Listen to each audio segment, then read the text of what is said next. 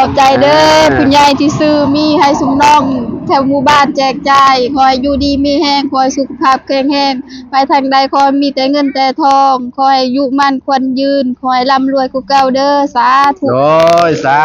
ธุเนาะพี่น้องเอ้ยเนาะคือตัวแทนหมู่บ้านสกีพี่น้องเอ้ยเนาะ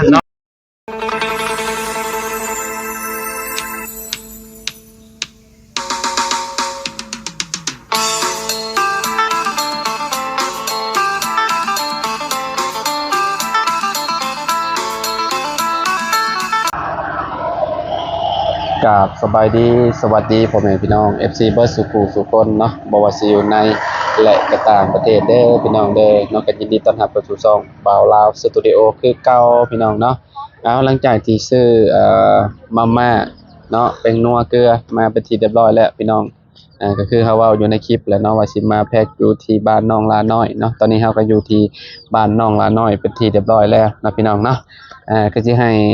น้องๆเพิ่นเนาะน้องน้ำน้องลาน้อยแล้วก็น้องเพนเนาะให้เพิ่นซอยแพ็คพี่น้องเอ้ยเนาะก็บ่ฮู้ว่าเฮาสิไปแจกอยู่บันไดก็ท่าเบิ่งนํกันพี่น้องเอ้ยเนาะก่อนอื่นก็ต้องขอขอบคุณเนาะทางแม่ใจดีหลายๆเด้อเนาะเพิ่นก็บ่ได้ไปส่งออกน้ำดอกพี่น้องเพิ่นก็อยู่ทางต่างประเทศพุ่นแหละเนาะก็ขอให้แม่อยู่ดีมีแรงความเจ็บมาได้ความไข้มาให้มีปรารถนาสิ่งใดก็ขอให้ได้สิ่งนั้นเด้อนอนหลับให้ได้เงินหมื่นนอนตื่นได้เงินแสนบ่ว่าเจ้าจะเฮ็ดธุรกิจหยังค้าขายหยังก็ขอให้ประสบความสำเร็จในหน้าที่การงานตลอดปีตลอดไปเด้อแม่ทั้ง3ท่านเนาะข้าวเฮาก็ซื้อมาเป็นที่เรียบร้อยแล้วเนาะพี่น้องข้าว17ถุงเนาะ2ล้านกับ40,000เนาะเพราะว่าเงินที่แม่เพิ่นฝากให้เฮาเฮ็ดถุงยังชีพก็คือ100แล้วก็อีก100เฮาก็ซื้อข้าวมาพี่น้องจำนวนเงิน200แหละเนาะซื้อมาเป็นที่เรียบร้อยแล้วข้าวก็ได้ก็คือเฮาสิถ่ายเป็นเคสๆไปแหละเนาะพี่น้องคันว่าครอบครัวใดที่ว่าเพิ่นขาดเคินเรื่องข้าวเรื่องหยังเฮาก็สิเอาให้เพิ่นเนาะพี่น้องเนาะเอาติดรถติดลังเมียนเนาะคันว่าเฮามีของแล้วเฮาก็อุ่นใจเนาะเวลาเฮาถ่ายครอบครัวใดเฮาก็สามารถให้เพิ่นได้นะแต่ว่ามื้อนี้เฮาสิเฮ็ดถุงยังชีพแจกเนาะพี่น้องเนาะก็สิให้คนในหมู่บ้านน้องลาน้อยแน่พ่อแม่พี่น้องเอ้ยเนาะอยู่แถวบ้านตู้อาเลียนี่แหละก็มีบ่หลายปานใดหลังคาเฮือนพี่น้องเอ้ยเนาะอันนี้ก็แม่นได้เฮือนอยู่ทางหลังนี่พี่น้องเนาะอันนี้ก็เฮือนเพิ่นเนาะก็บ่หลายปานใดพี่น้องนี่อยู่ด้านหลังนี่แม่นบ่แหละเนาะแล้วก็ยับไปอีกหน่อยนึงเนาะเอาให้เป็นครอบครัวไปนะพี่น้องเนาะโอเคพี่น้องเดี๋ยวพากันแพ็คถุงยังชีพก่อนพี่น้องฝนตกเมื่อกี้นี่เนาะโอ้แห้งเติบพี่น้องเลยเนาะอากาศมันร้อนแห้งเนาะพี่น้องแล้วก็มันมืดมากก็ตกเลยบางพื้นที่ก็บ่ตกพี่น้องเนาะตกมาแล้วก็อ้าวขนาดเลยพี่น้องเนาะไปพี่น้องไปแพ็คเครื่องกันไปพี่น้องเลยเนาะแพ็คเครื่องกันเนาะก่อนจะไปมาหาพี่หนุ่มๆก่อนเนาะลุงเฮิมประธานแล้วก็บ่าวไล่เนาะพี่น้องสบายดีเด้อเนาะท่วมประตูนี่นะยิ้มเต็มใสขนาดเลยว่ะท่วมประตูบ่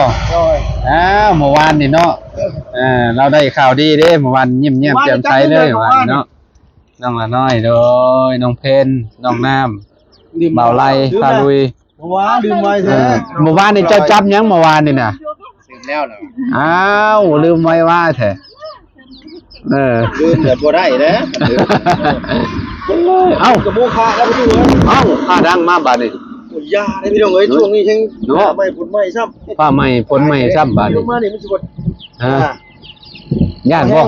น้องว่าตีย้อนแล้วแหละข่อยบ่ย่านข่อยตัวภัยปิดโหมดการบินก็เด้อนี่บ่อาจารย์โดยข่อยบ่ย่านข่อยบ่เคยตัวภัยว่ะพาที่มันก็คนตัวก็ตัวตอนเป็นคนมีเนี่ยน้องล่ะน้องน้ำคนมีอยู่รถเอามาแพ็คก่อนหน่อยเนาะโอเคอยู่รถพี่หน่อยเนาะ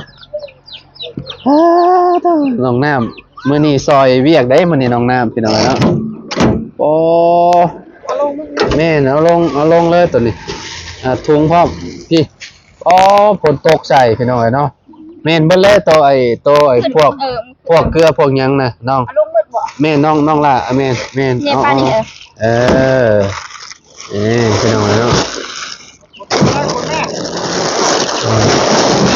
น้องน้ำกับน้องเพนคนไปไหวจะพูดเนาะอืม ตุ๊กมันเปียกเลยเนาะ คนต้มมันเปียกลุงเลยอ๋อ นี่เลย นี่อันนี้ของบาตูนเพิ่นอันนี้มีแต่แป้งนัวแม่น เขาได้เข้ากับแม่นบ่ บ่เข้าบ่ได้แพ็คเข้าแม่นเบิดเลยแป้งนัวนี่ เฮ้ยเบิดแล้วบ่ พี่อยู่ในรถพี่เปิดเลยน้องน้ำพี่ในรถพี่น้องน้ำพี่อยู่รถพี่ หมดแล้วบอก แม่นแป้งนัวเบิดแหละมีแต่มีบัดนี้ปอโตน้องน้ำจัดหนักเลยเอาไปขนาดนี้เลยเนาะ คือสิบ่ได้ยกซอยเยอะแล้วล่ะโอ้น้องๆเพิ่นเอาไว้ล่ะอันนึง แม่นเหลืออยู่กล่องหนึงปิดแล้วเด้อบ่ไล่เด้อหมดแล้วบาทนี่เนาะพี่น้องเอ้ยเนาะเนาะนี่อันนี้มีนี่สลับเอาเด้อเอาใส่ถุงละ6เด้อ ย่างละ3บ่ แม่นอย่างละ3เอาคะกันแบบว่าให้เพิ่นได้กินหลายรสนะ ได้รสชาติ อันนี้เอาใส่อันนึงแล้วก็เกลืออันนึง แล้ว เนาะพี่น้องเลยเนาะได้เท่าไรก็เอาพี่น้องเลยเนาะอันนั้นแม่นเอาใส่อย่างละ2รสก็ได้3รสก็ได้น้องเอาใส่6ห่ออันมันมีหลายรสนี่เอาแบบนี้ก็ได้ล่ะน้อยอันนี้2ถึงแล้วถึกนี่เอาแป้งนัวใส่น้ำบัดนี้ เอาหน่อยเอาชงมาเลย แป้งนัวใส่แล้วก็เอาเกลือใส่เกลือใส่น้ำพี่น้องเนาะที่แจกอยู่แถวบ้านน้องหลานน้อยไปเลยพี่น้องเนาะคันว่ามันเรือจะเอาไปแจกหม้องอื่นน้ำพี่น้องเนาะมีแมนถูกต้องโอเคนี่พี่น้องเนาะโอ้ได้กินอย่างจุใจเลยพี่น้องเนาะเกลือนี่ก็ใส่ปรุงอาหารพี่น้องแบบแซ่บๆพี่น้องเนาะนี่แต่มัดถบมวยเมียนรถเนาะพี่น้องเนาะน่าก็ได้อยู่2นี่2แล้วเนาะมัดแบบนั้นเลยน้องน้องหลานน้อยนี่คักได้การคัก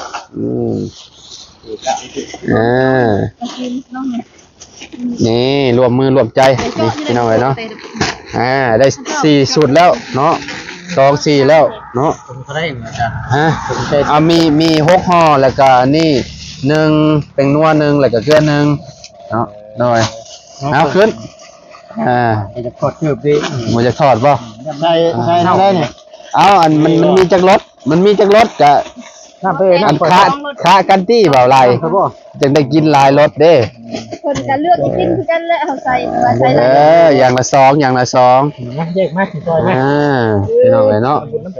บุญนำกันเนาะคนละเล็กละน้อยพี่น้องเลยเนาะพี่น้องเดี๋ยวกาถอดจะน้องเป็นลุ่ม มันฮ้อนจำเนาะโอ้มันเป็นนัวนี่กระชองบ่1เป็นนัว1เบิ่งดูกันไม่ได้วัดเท่านี้แต่ว่าเนาะวัดเท่านั้นแหละอย่าลืมใส่เป็นนัวให้พ่นเด้อ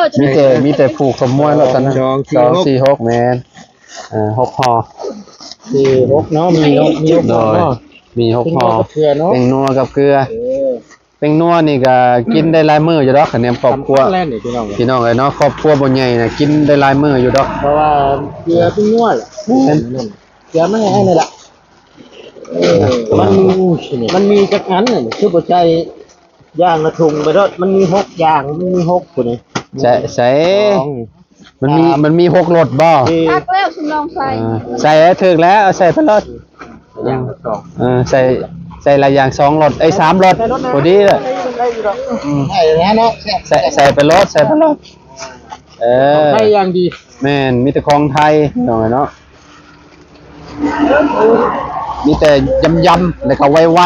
ๆบางคนน่ะหมักตำได้พี่น้องหมักตำอันเส้นไวๆนี่แซ่บอย่างมันได้เกลือเนาะน้ำโอ้ได้ลายอยู่เลยพี่น้องเนาะใส่ตุ้มยำพี่น้องเนาะตู้อะไรอ่ะ อันอยู่ในบ้านนี่มีจักหลังคานี่อยู่ในนี่นะจักอยู่บ่ โอ้อยู่บ่เพื่อนคนน่ะ โอ้ซ้ำมันแล้วน้อง น้องละน้อยก็บ่ฮู้คือกันบ่ ไปแล้วเอาบริเวณแถวใกล้เคียง แม่นบริเวณใกล้เคียงแถวนี้แหละพี่น้องเอ้ยเนาะแถวใกล้ๆเฮือนประตูอาเลียนี่แหละเนาะเป็นนัวนี่ก็มิดใหญ่เด้เพราะว่าเนาะ อยากแซ่บต้องใช้ลาย แม่นใส่หลายแซ่บหลาย ใส่หน่อยแซ่บหน่อยเจ้ากันเพิ่นเขียนไว้ในนั้นบ่บ่นี่แหละ บ่เฮาเว้าเองเฮานี่ มันก็แม่นได้ดีได้ แม่น แต่ว่าคิดว่า เนาะอาจารย์เนาะ แม่นคันว่าใส่น้อยก็บ่แซ่บ แม่นต้องตัวนี้โนดขาดตัวนี้แม่นบ่แซ่บเลยการกิน แกงน้ำมันไม้นี่ใส่ซองคือเท่านั้น เอาดีนะ บ่คะแนนเผ็ดแจ่มบักพริกอีหยังหาก็บ่จะเป็นต้องใส่หลายใส่น้อยๆนึง การแกงน้ำไม้นี่ซองเทื่อหรือสามเทื่อเท่านั้น สองเทื่อพี่น้องคะแนนหม้อใหญ่ได้หม้อใหญ่ก็สิคือสิว่าแหละคันว่าหม้อน้อยจะไปใส่หลายก็โยหวานเกินไปเด้อเจ้าเนาะ ก็หวานได้ก็บ่ได้แซ่บ แม่นหวานหลายก็บ่ได้แซ่บได้เนาะ ใส่เห็น อ๋อพี่น้องเอ้ยเนาะ ดูดมานำนี่ เอาดีแหละมื้อนี้น้องน้ำเพิ่นมาอันพอดีพี่น้องเนาะเพิ่นมาซอยเวียกซอยงานมื้อนี้พี่น้องได้บุญนำกันเลยมื้อนี้น้องน้ำเอ้ยเนาะพี่น้องนี่ งานบ่ เราได้หลายเติบแล้วเนาะเดี๋ยวแพ็คแล้วเดี๋ยวจังมานับเบิ่งอีกเทื่อนึงว่าสิได้จักชุดพี่น้องเอ้ยเนาะเงิน2ล้านกับ100,000นี่ก็ได้เติบหนึงอยู่ได้พี่น้องเอ้ยเนาะ โอ้ยคือว่า หรือว่า ก็จะได้หลายแล้ว เนาะได้หลายอยู่ได้พี่น้องเอ้ยหลายคือว่าโอเคเลยเนาะน้องหลานน้อยนี่ก็ครั้งแรกว่าจักแพ็คอันถุงยางชีพซอยนี่เนาะครั้งแรกเลยพี่น้องน้องน้ำก็ครั้งแรกเลยเนาะเอาก็ซื้อเอาอยู่ในนี่แหละพี่น้องซื้ออยู่ในเซฟโฟนนี่แหละเนาะเอ้าไม่ยังมาเลย แล้วเจ๊ก็ โมเมนต์ที่เหยียบอันนั้นที่จะว่าเหยียบอันนั้นกวาดหน้าบ่จักโอโต้บ่ได้ไปใส่บ่มื้อนี่อยู่เฮือนเอา บ่ให้ตู้ใส่จะไหนลาวลืมจะไหนใส่ลาย แม่นแล้วให้พ่อตู้แพ็กซอยนี่เราสิใส่ร้ายพี่น้องเอ้ยเนาะดีแล้วเรามานั่งเป็นกำลังใจให้เนาะ เดี๋ยวจะค่อยแจก โอ้ทั้งนั้นก็ได้ให้เป็นละครอบครัวไปพี่น้องเนาะครอบครัวละทุงเอาพี่น้องเอ้ยแตงนัวนี่ก็สำคัญได้เกลือเบิ้ลละบ่เกลือน่ะโอ้ยังมีอยู่เนาะ ไปเลยครับแซ่บเข้าทุกงานเห็นว่าแต่ผู้ทั้งก็แซ่บ แตงนัวแซ่บแล้วถ้าขาดแตงนัวไปได้ใด แซ่บ บ่แซ่บบ่โอ้บ่แซ่บ ก็มีนี่ เปลี่ยนนะ เดียวเกลือเลย โดย มันเข้ม เกลือต้องมีเป็นนัวต้องมีเกลือ หลายเติบเนาะ โอ้ได้หลายเติบโมเมนต์เกลือนี่40ถุงนะเกลือเนี่ย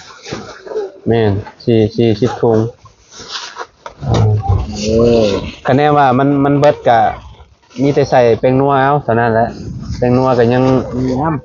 เบิดแล้วบ่แป้งนัวก็เบิดแล้วพอดีเลย ำบ้านนี่ก็ได้คนละถุงนึงเราแพ็คเครื่องไว้นี่ ไว ไปลูกก้าลำหน้าทุกทีเอาแช่ไว้ยุบ ลกน้องลานน้อยเฮ็ดหน้าจนเพิ่นลกไว้อยู่ได้เนาะเพราะว่าบ่ลานน้อยเจ้าลกกล้าไว้บ่ ดอกบ่ไว้ปานใดพอเฮ็ดได้อยู่ พอเฮ็ดได้เนาะ กันเราสิว่าใครอยากได้ถ้วยอยากได้ไอ้มีหน้า มีให้หน้า มีหน้าเนาะเบิดละบ่น้องน้ำ หมดแล้ว อันนั้น บ่มีเกลือ มี บ่มีเกลือก็บ่เป็นหยังก็ใส่ไป เอา แล้ว เพิ่มปริมาณตัวไหน ใส่แป้งนัวลงไปก็ได้ มี เพิ่มมี ใส่มีไปก็ได้ อืม ใครได้สิบ่ได้เกลือ โอ้ มีปิ้งนัว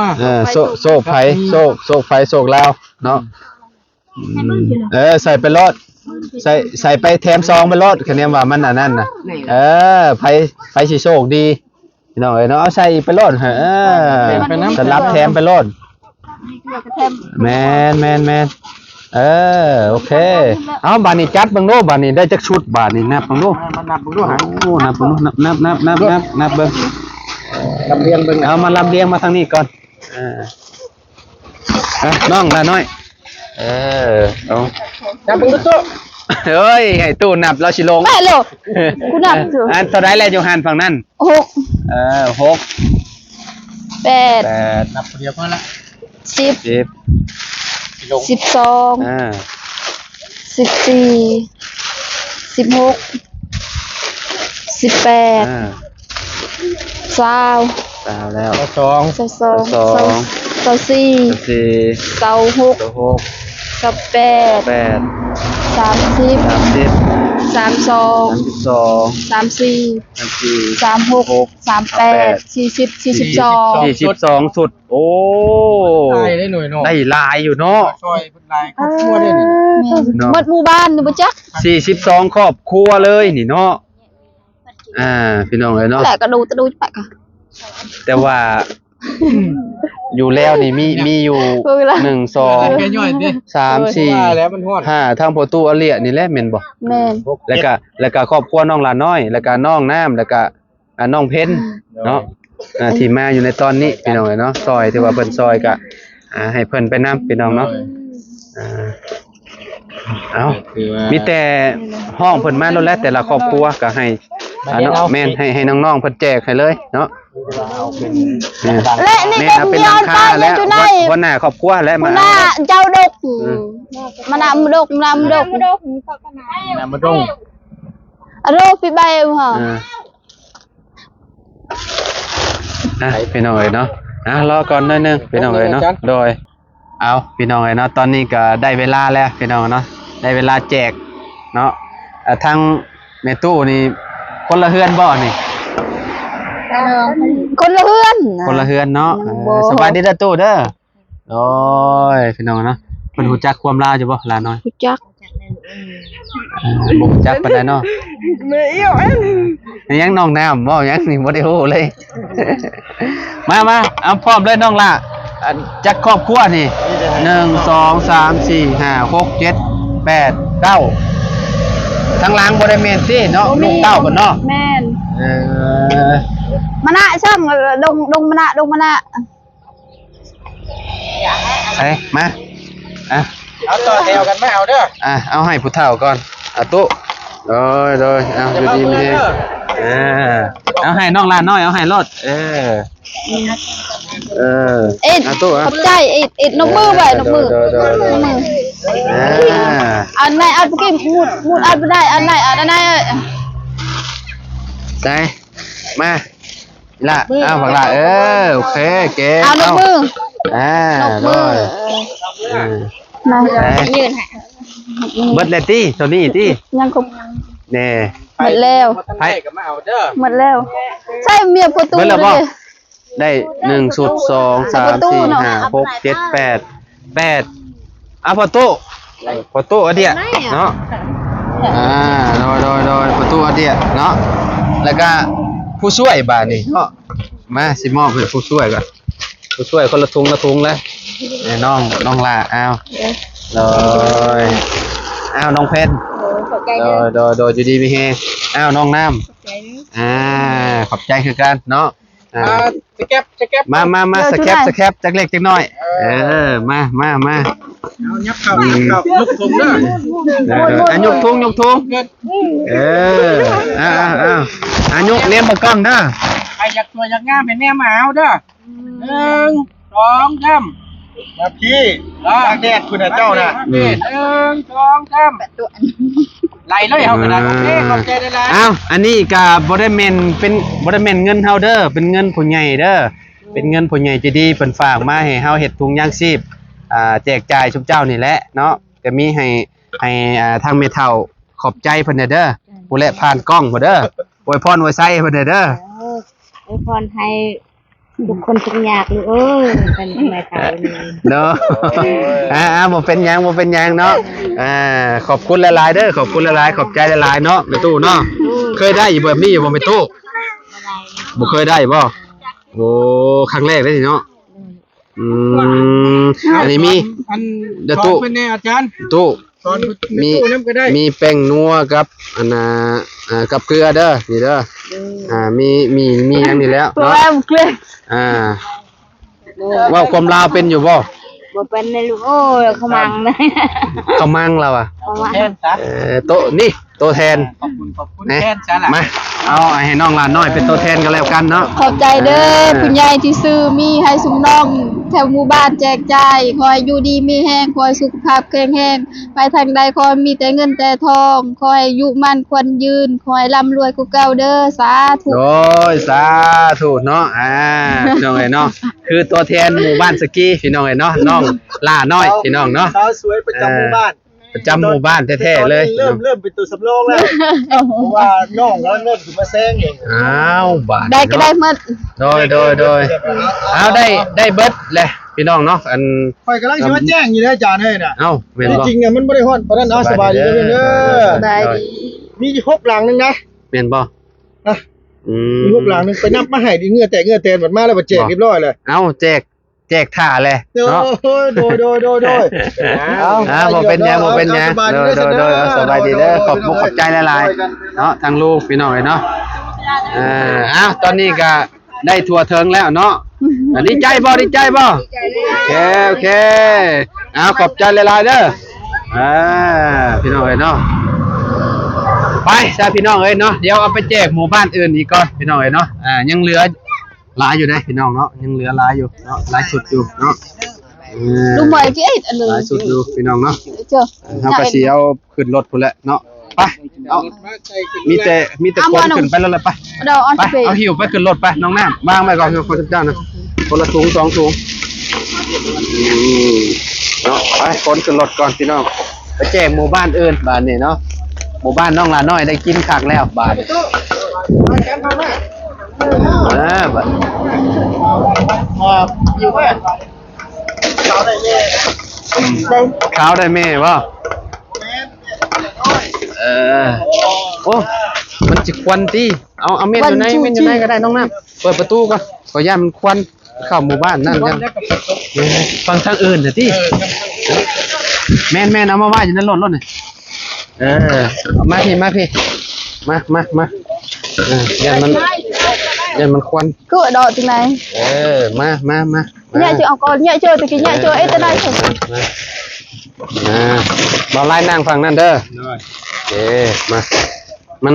เวลาเข้าหมู่บ้านเพิ่นย่านขี้ฝุ่นก้นกุ้มอะไรเงี้ยมันมีแต่ขี้ฝุ่นนะมา กล้องมันบ่ เอารถกล้องนะ áo lột sân bay hầu vào đây bố đây chuột. thì nhớ men em nhẹเลย มาโอเคเบิดแล้วป่ะ หมดแล้ว โอเคเรียบร้อยเนาะ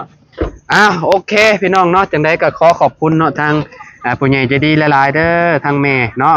ทั้ง3ท่านอยู่ทางต่างประเทศหมดแหละเนาะก็ขอให้ทุกเจ้าอยู่ดีมีแฮงความเจ็บบ่ให้ได้ความไข้บ่ให้มีเด้อปรารถนาสิ่งใดก็ขอให้ได้สิ่งนั้นเนาะ